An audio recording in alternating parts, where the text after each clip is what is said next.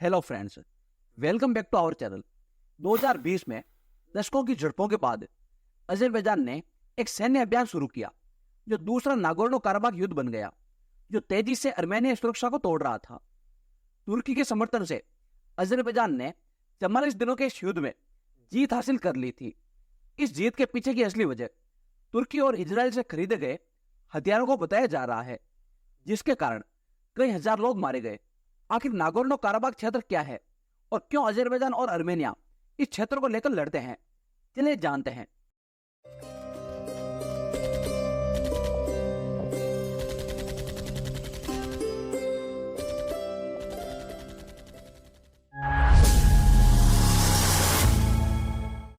Nagorno Karabakh area, जिसे अर्मेनियाई लोग आर्टशक के नाम से जानते हैं, और यह एरिया साउथ काकेशस में स्थित लैंडलॉक माउंटेन एरिया है।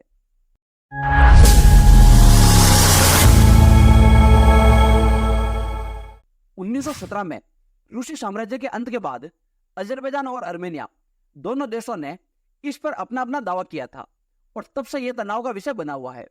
इस एरिया को इंटरनेशनल लेवल पर अजरबैजान के हिस्से के रूप में मान्यता प्राप्त है, लेकिन इसके निवासी मुख्य रूप से अर्मेनियाई है और उनकी अपनी सरकार है जिसका अर्मेनिया से अच्छा रिलेशन है।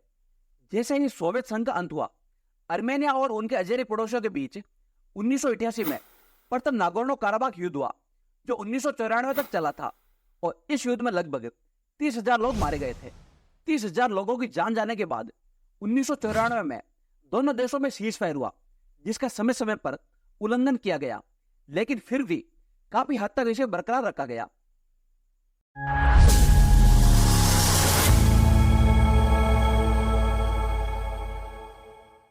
उन्नीस में नागोर्नो काराबाख गणराज्य ने अपने आप को स्वतंत्र घोषित कर दिया और तब से कई बार स्वतंत्र चुनाव भी हुए।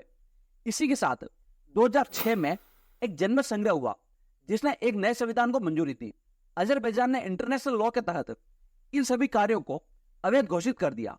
नवंबर 2008 में अर्मेनियाई राष्ट्रपति सर्ज सरगशियान और अजरबैजानी राष्ट्रपति इल्हाम अलीयेव ने नागोर्नो काराबाख एरिया पर एक ऐतिहासिक समझौते पर साइन किए।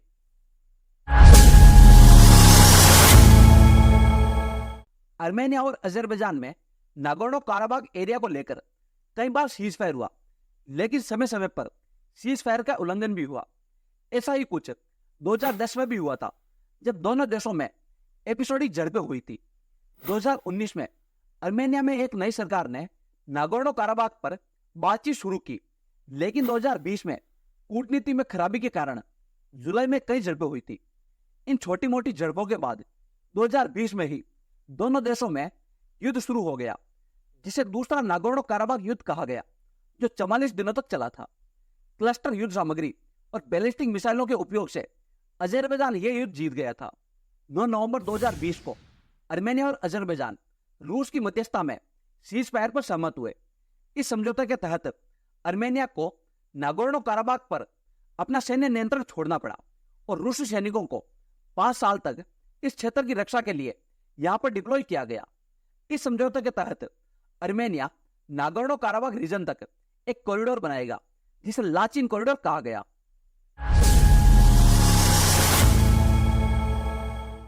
अजरबैजान एक मुस्लिम देश है जो कश्मीर के मुद्दे पर हमेशा पाकिस्तान का साथ देता है, और दूसरी ओर अजरबैजान भारतीय हथियारों को खराब क्वालिटी का बताता है। इन सब के बावजूद अजरबैजान भारत और अर्मेनिया के बीच 2022 में हुई डिफेंस डील को लेकर काफी डरा हुआ है। दरअसल अजरबैजानी मीडिया ने एक वीडियो शेयर किया है और यह दावा किया है कि भारत ईरान के रास्ते ट्रकों के द्वारा अर्मेनिया को हथियार डिलीवर कर रहा है, जिनमें पिनाका रॉकेट लॉन्चर होने की संभावना है। इसी कारण अजरबैजान की रातों की नींद उड़ी हुई है। इस पर हमने एक डेडिकेटेड वीडियो बनाया है, जिसका लिंक डिस्क्रिप्शन बॉक्स में है, और ऊपर आई बटन पर क्लिक करके भी आप इस वीडियो को देख सकते हैं। तो दोस्तों, आज के वीडियो में बस इतना ही।